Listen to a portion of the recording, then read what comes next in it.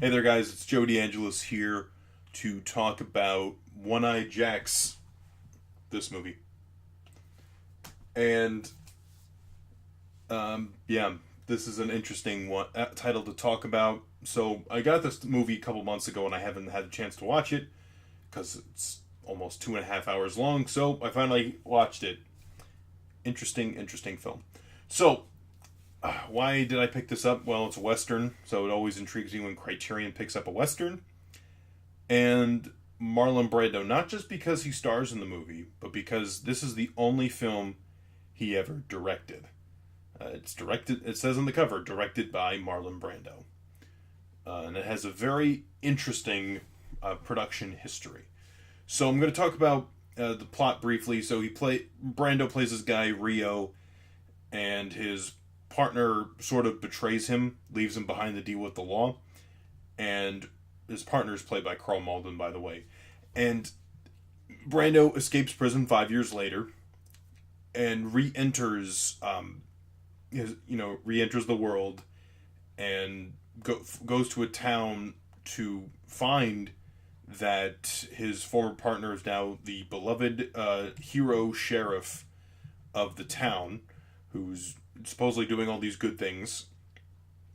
And also Brando's there too because he was sort of recruited by Ben Johnson's character to do the biggest heist from this really big bank.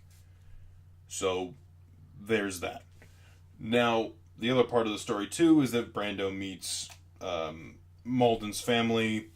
You have Malden's wife in the movie, played by Katie Hirado, and who's High Noon, thank you. And the stepdaughter, who Brando develops a romantic relationship with in the film. And there's that. Now, the movie has interesting history to it because, Kubrick was supposed to direct it at one point. Sam Peckinpah wrote the screenplay at one point.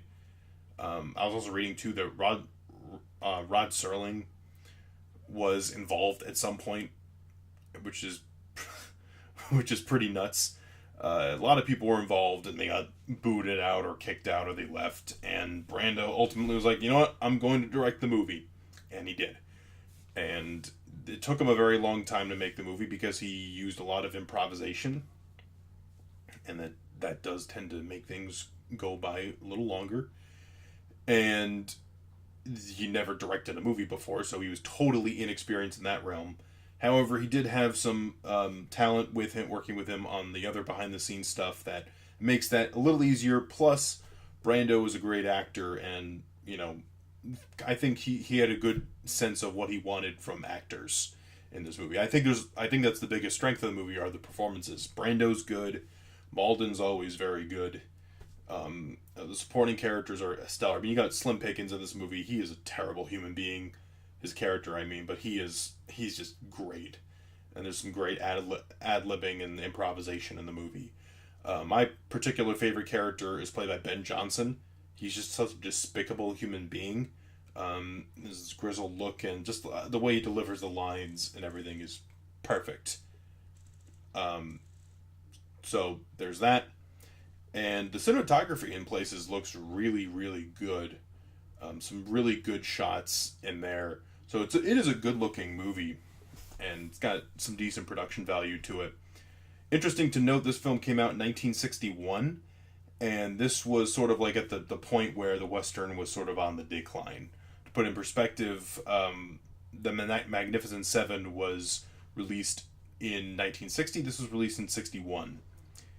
So, and the other thing to mention, too, with this particular film is that Magnificent Seven started filming after this one did and was released before One-Eyed Jacks. So Brando, I think, with this movie was trying to set out to defy the cliches of the Western. The Western, any genre has its cliches, but the Western, I feel like, and I think Brando felt like this too, it does have a lot of them. But I'm a huge fan of the Western, so that's not an insult by any means. It's just Brando didn't care for it himself, so he kind of set out to make a film that would dismantle that.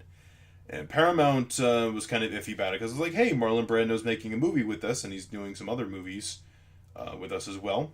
But at the same time,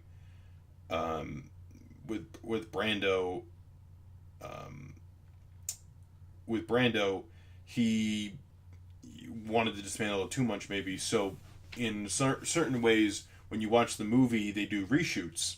Today we talk about reshoots for all sorts of movies, like the Marvel movies and DC.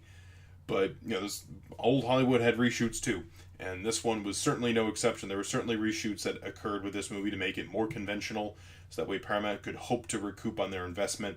Because, like I don't think I said this. I tried to record this video a couple times. Initially, the budget was $1.8 million, which is a pretty decent budget for back then, and then it ballooned to $6 million, which is pretty nuts.